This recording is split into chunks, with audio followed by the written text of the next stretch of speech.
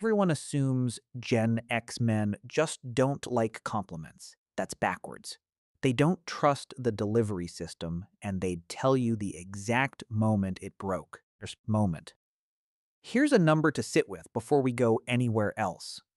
According to a 2003 review published in Psychological Science in the Public Interest, led by the psychologist Roy Baumeister, researchers went looking for solid evidence that raising a kid's self-esteem improves their school performance, their job performance, or their behavior.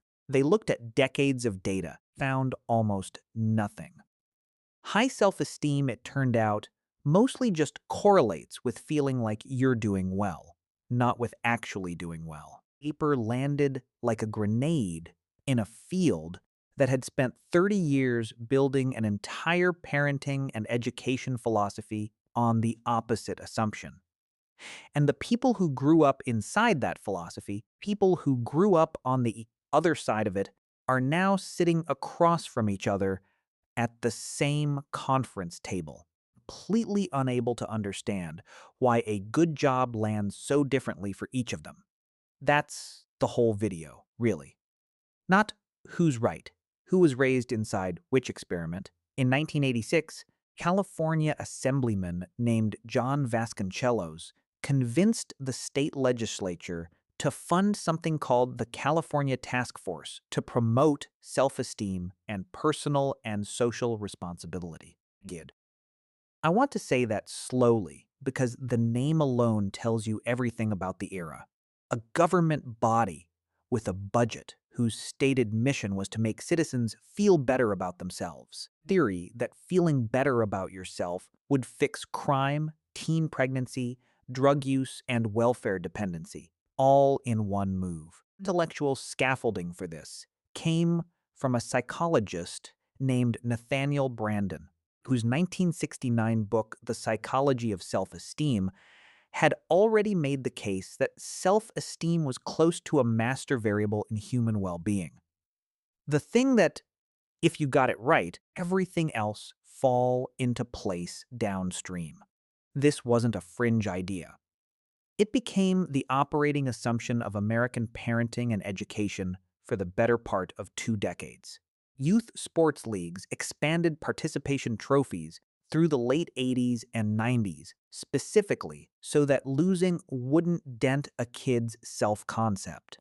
Report cards softened. Teachers were trained, genuinely professional development sessions, to praise effort and identity in the same breath. To tell a kid not just you did well, but you're smart, you're special, you're a natural. The logic seemed airtight at the time. If self-esteem drives outcomes and praise builds self-esteem, then praise is basically medicine. You just administer more of it. Here, the part that gets left out of the popular version of this story. Gen X men, the ones born roughly between 1965 and 1980, grew up in the runway to this experiment, not inside it. Showmen. They were the control group. Their parents were mostly still operating on an older, harder model. Praise was earned, rare, and often skipped in favor of correction. The self-esteem movement was being built and legislated around them. In schools, in psychology departments, in California state houses. But it hit its full stride with the kids born after them. Means Gen X men experienced something specific and disorienting. They came of age just as the entire culture's theory of encouragement flipped, and they watched the flip happen from the outside, usually as older siblings, then later as coworkers, then later still as bosses, dads, and mentors, to the generation the experiment actually landed on. That's not a grudge. It's a timestamp. Explains a lot more than emotionally repressed men ever will. So the theory launched in '69, got institutional funding in '86, and then in 1998 ran straight into a study that should have changed everything. And mostly didn't, because by then the trophies were already being printed. Claudia Mueller and Carol Dweck, working out of Columbia, lecturing. ran an experiment with fifth graders that's become one of the most cited studies in developmental psychology. Kids solved a set of puzzles, and afterward, researchers gave them one of two kinds of praise. Half were told, "You must be smart at this." Praise aimed at the person, at a fixed trait. The other half were told, "You must have worked hard at this." Praise aimed at the process, the effort, strategy. Same puzzles, same difficulty, same tone of voice, just a different noun getting complimented. Then they gave the kids a second, much harder set of puzzles and watched what happened. Kids praised for being smart fell apart. They avoided the harder challenge when given the option. They enjoyed the task less. This is the part that should have set off alarms in every parenting book in America. They lied about their scores afterward at a noticeably higher rate than the effort-praised group. Told they were smart didn't make them more resilient. It made them more fragile because it turned every subsequent challenge into a referendum on an identity rather than a chance to improve a skill. Should figs at the wrong moment. The effort-praised kids, meanwhile, treated the harder puzzles as more of the same game.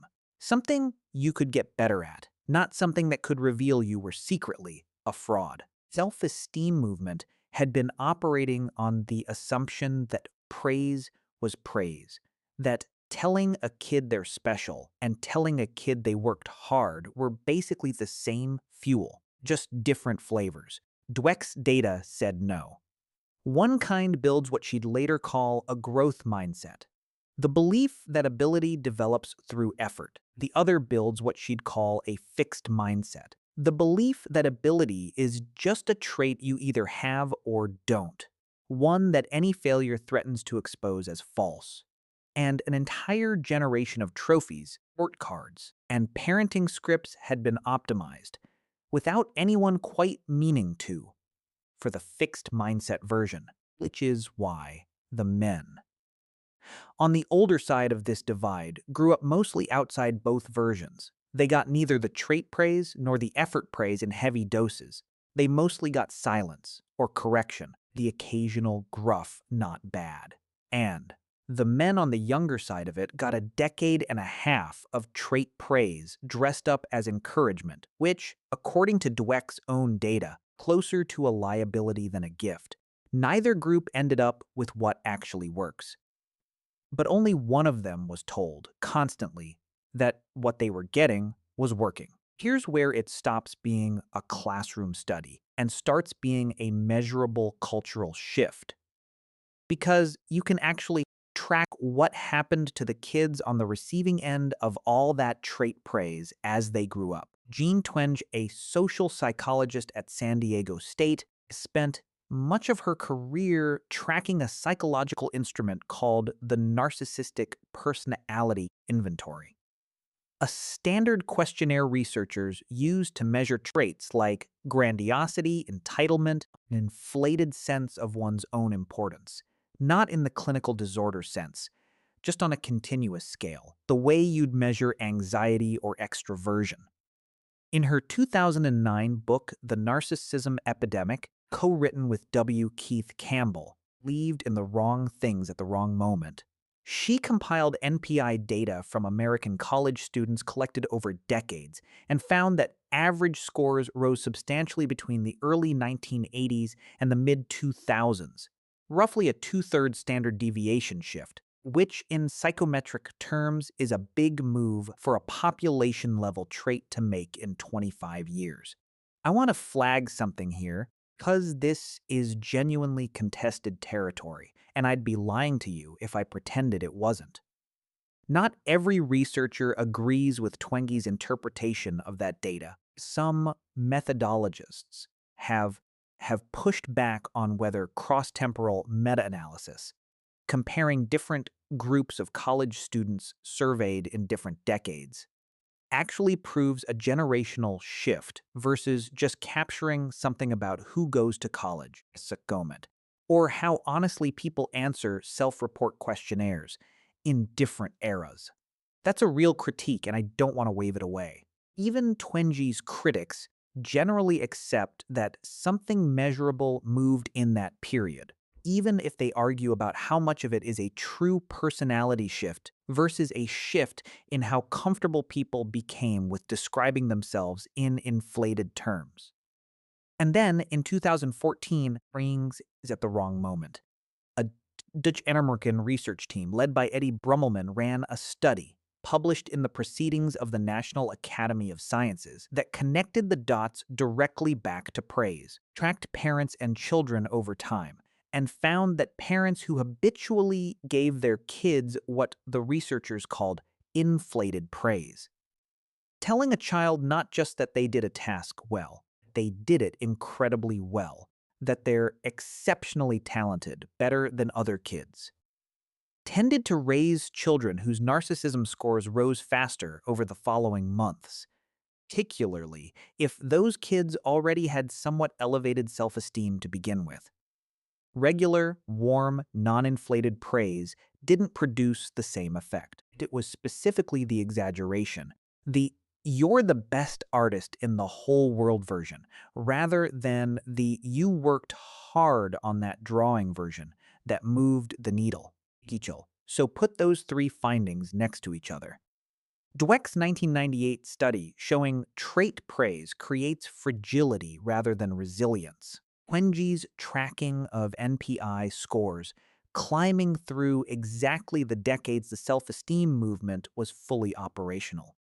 Brummelman's 2014 study showing the mechanism inflated praise specifically, not praise generally, as the likely driver.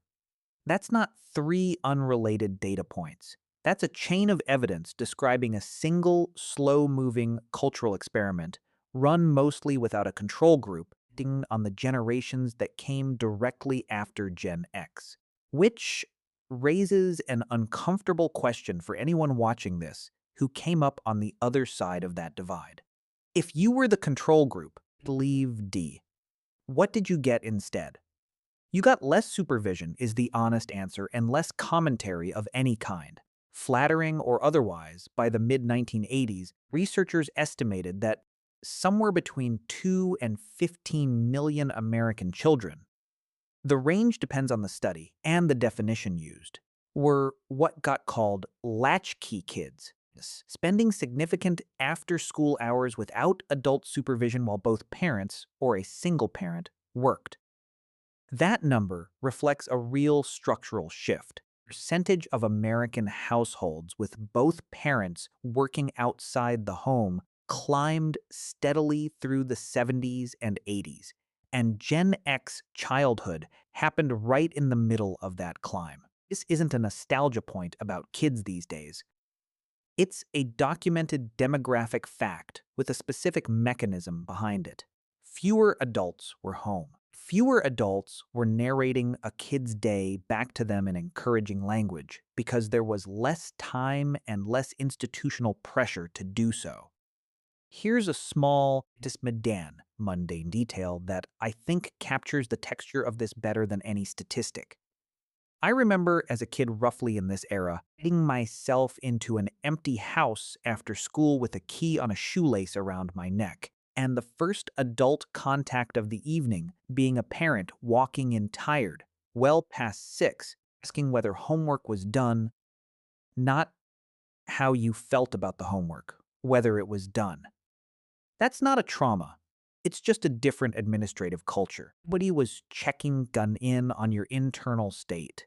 Somebody was checking whether the task was complete. Compare that to the parenting and schooling environment building around the self-esteem task force's recommendations through the same years. Check-ins, feelings, vocabularies, beginning of what would eventually become participation trophies. At nearly every level of youth sports, teachers trained to soften criticism with a compliment sandwich. Two kids, believed in the wrong things at years apart in age, could be sitting at the same Thanksgiving table decades later, having grown up in what were functionally two different psychological climates. Nobody at that table has the vocabulary to explain why one of them shrugs off a compliment like it's an accusation and the other one visibly needs it to function. The thing is, wrong moment. Neither environment was engineered with any malice. The latchkey era wasn't designed to toughen anyone up on purpose. It was an economic byproduct of dual income households and rising costs of living. The self-esteem era wasn't designed to create fragility on purpose. It was a sincere, well-funded attempt to fix real problems like school dropout rates and youth crime. Both were reasonable responses to the pressures of their moment.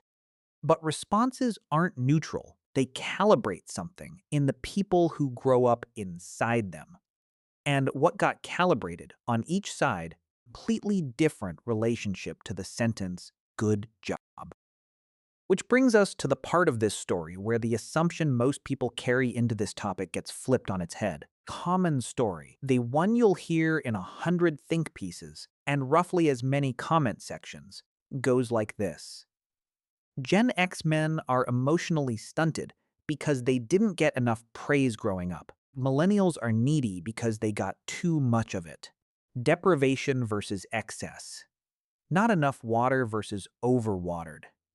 Simple, I don't think that's what the data actually supports. Here's the correction. This was never primarily a story about quantity. It's a story about currency, and specifically about what happens to a currency when you print too much of it. Think about what praise actually is, functionally, in a social system. It's a signal. It's supposed to tell you something true and specific about your performance relative to some standard, so you can calibrate your own effort and self-assessment accordingly. A functioning praise economy is like a functioning currency. The signal has to be scarce enough, tied closely enough to real value, that receiving it actually updates your beliefs about yourself. If I tell you good job every single time you do anything, the phrase stops carrying information, becomes noise. You literally cannot use it to learn anything about your own performance because it's dispensed regardless of performance. That's the actual mechanism behind the Dweck findings, Twenge findings, and the Brummelman findings once you line them up. It's not that millennials got more love and Gen X men got less love. That one generation's praise economy suffered from inflation. The signal got detached from the underlying value it was supposed to represent, the same way a currency does when a government prints too much of it, while the other generation's praise economy was so tight, so undersupplied, that the signal barely existed at all. Both are failures of calibration. They just failed in opposite directions. And here's why that reframe matters. Means the Gen X man who flinches at a compliment isn't necessarily damaged by deprivation in some simple sense. Pattern matching correctly at the wrong moment. He's pattern matching correctly to an environment where praise was rare enough that it usually meant something. And now he's encountering a workplace or a culture where praise is dispensed constantly, cheaply, and often without much connection to actual performance. And his instincts, which were trained on a scarce signal economy, are telling him, accurately, this new abundant signal can't be trusted the same way. He's not broken. He's running old, well-calibrated software in a new, badly calibrated economy. Believed in the wrong things at the wrong moment. That's a completely different diagnosis than he can't handle compliments, and it changes what you'd actually do about it. I want to be honest about something here, because I think I've made exactly the mistake I just described out loud to actual people. Used to be one of the guys who'd roll my eyes at a millennial coworker asking for more frequent check-ins from a manager, more regular feedback, some acknowledgement that a project had gone well before the next one started. I thought, and I said this more than once in the kind of tone I'm a little embarrassed by now, that it read as needy. Real professionals just did the work and didn't require a gold star every 2 weeks to stay motivated. I thought I was describing a character flaw. What I was actually describing, I think now, a difference in what praise scarcity had trained each of us to expect, dressed up as a moral judgment about work ethic. Here's the specific piece of data that should have stopped me sooner, and didn't because I hadn't come across it yet. A Gallup report from 2016 titled How Millennials Want to Work and Live surveyed thousands of employees across generations and found that millennials were substantially more likely than older workers to say they wanted feedback on a weekly basis rather than an annual review. And crucially, the same report found that only a small fraction of employees across all generations felt they were currently getting that kind of regular, specific feedback from managers. Second number is the one I skipped past for years. It's not that millennials wanted praise instead of substance. It's that a huge number of them, across the whole workforce, weren't getting any clear, frequent signal about whether they were doing well. And the ones who grew up in a high-praise childhood environment noticed that absence more acutely because they had a stronger baseline expectation that performance should come with commentary attached, which means the request for more frequent feedback wasn't really a request for flattery at all.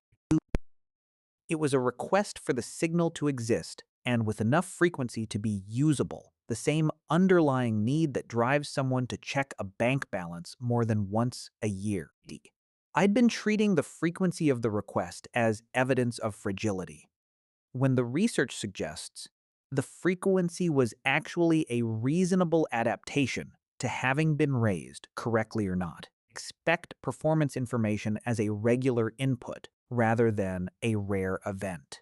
I was applying my own scarcity-trained calibration to someone else's system and calling the mismatch a character defect. It's not a great look, in retrospect, and I don't think I'm the only guy on this side of the generational line who did it. So here's where all of this actually lands. Once you stop treating it as a referendum on which generation is tougher or needier, Gen X men's skepticism toward praise and millennials' appetite for it are not opposite personality traits, both rational adaptations to the specific praise economy each generation was trained on. One economy defined by scarcity, where any signal that did arrive was probably tied to something real. Economy defined by abundance, where the signal got detached from the underlying value it was supposed to track. The way Dweck's trait-praised fifth graders learned to distrust their own competence the moment a harder puzzle showed up. Distrust of praise, in the first case, it is a form of literacy, a trained ability to tell real signal from noise, built by years of the signal actually being rare enough to mean something. Craving for praise, in the second case, a form of hunger for a signal that theoretically should exist regularly in a well-functioning system. Work, parenting, the wrong moment. Relationships, but that got either inflated into meaninglessness in childhood or is currently absent at the exact rate the Gallup data describes in adult workplaces. Neither of those responses is a character flaw. They're both downstream of the specific institutional experiment. The California Task Force, the trophy expansion, complement sandwich teacher trainings, the Latchkey economics, that each generation happened to grow up inside or alongside, is why trying to fix this by telling Gen X men to just be more open to compliments, or telling millennials to just be less needy for validation, misses the actual mechanism entirely. You're not dealing with two flawed temperaments. You're dealing with two different, historically specific relationships to a signal, and the fix isn't emotional, it's calibration. Praise that's specific, tied to an actual behavior, and not handed out at a flat rate regardless of performance, is the version that both a scarcity-trained skeptic and an abundance-trained validation seeker can actually use. Because it's the version that carries real information either way. If you're one of the men who feels that flicker of suspicion the second someone tells you you're doing great, that little internal audit where you go looking for what they actually want, believed what you're about to be asked to do next. I don't think that reflex is a wound. I think it's closer to a skill you built without meaning to, in an environment that trained you economically, structurally, and economically to treat unearned signal as unreliable information. That's not damage. That's a form of literacy most people never had to develop, because most people weren't raised inside a system stingy enough to make it necessary. You learn to read incentives instead of reading vocabulary. And in most rooms, negotiating rooms, workplace rooms, keen, rooms where someone's telling you what you want to hear, because it's easier than telling you the truth. That skill is going to serve you better than the alternative ever would. It doesn't mean you get to stay closed off to the genuine version when it shows up. The whole point of everything we've walked through is that the signal can be real. Dweck's effort praise, specific and tied to an actual behavior, moved kids toward resilience rather than away from it. Your job isn't to reject praise categorically. It's to keep doing exactly what you've already been doing instinctively for years. Checking whether the compliment is attached to something real and letting it in when it is. If you want to go deeper into the actual mechanics of how praise shapes a developing sense of self, not the pop psychology version, the research version, the book that walks through the Dweck studies and a whole set of adjacent findings in a way that's genuinely readable, is Nurture Shock by Poe Bronson and Ashley Merriman, a book that first laid all this out for me in a way that made the pattern click, years before I connected it back to my own reflexes around compliments. Here's what I actually want to know from you in the comments, because I think this is where the real texture of this topic lives. What's the specific compliment from a parent, a coach, a boss, whoever, that you remember not believing? And can you actually pin down, looking back, whether it was true or not?